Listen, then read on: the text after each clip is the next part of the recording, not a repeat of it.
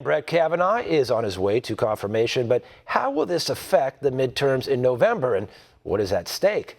One America's Jack Posobiec sits down with former Bush official Ned Ryun to discuss it. The amazing part to me about all of this, they have decided on the left that somehow it is going to be guilt by allegation, that somehow this massive burden of all these false allegations somehow proves somebody guilty. And I think the bigger issue at stake here that we're really discussing, Jack, and I've told people, disabuse yourself of the notion this is just simply about confirming somebody to the Supreme Court.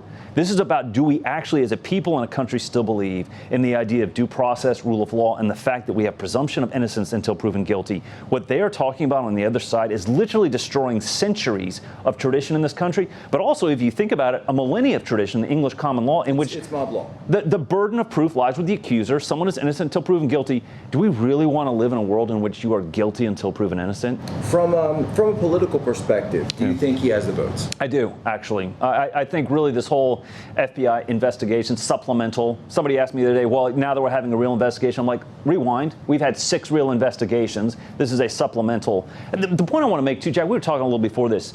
You know, in every FBI background check, they always ask, does this person have a problem with drinking? Do they drink to excess? That's a standard question in an FBI background check. 6 times. 6 background checks. Nobody ever mentioned anything about Brett Kavanaugh have a drinking problem.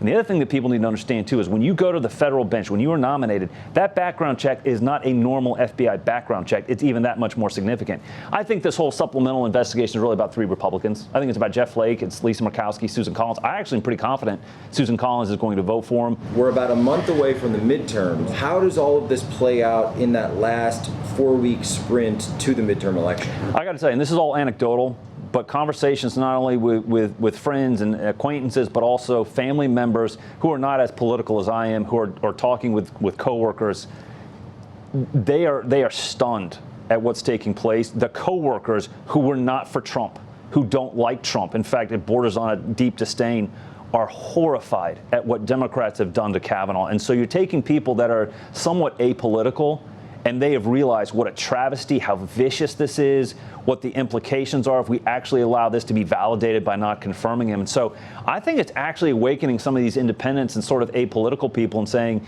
this is the kind of behavior that you will see become a regular occurrence if you allow these people back into power. So I think it's energized them. The amazing thing to me, Jack, the left was already frothing at the mouth. Their base was already fired up and ready to go. And what they have done is they have put the Republican base on steroids with this behavior. They've also awakened a lot of independents to say, I'm not really sure I like this behavior, and I'm not sure I want to give these people the reins of power again.